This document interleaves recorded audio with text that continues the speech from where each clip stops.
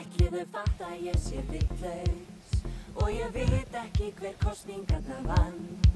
Ég kvíði að vera alltaf svona kvíðin og það munu allir vita að ég ekkert kann. Hvað ef þau kynnast nýjum manni sem hávaxnar og myndarlegri en ég? Bara einhver sem skapgóður og sanngjarn og miklu yngri og nettari en ég. En ef ég eignast aldrei kærasta og allir fatta þessi mynd ég kannski ekki svo nákvæmasta að mér á Tinder. Hættu nú að velta ykkur úr þessu, því það verður ekki til neitt. Kannski alltaf bara í klessu, en það seint í tíma vandamál, það verður engu breyting.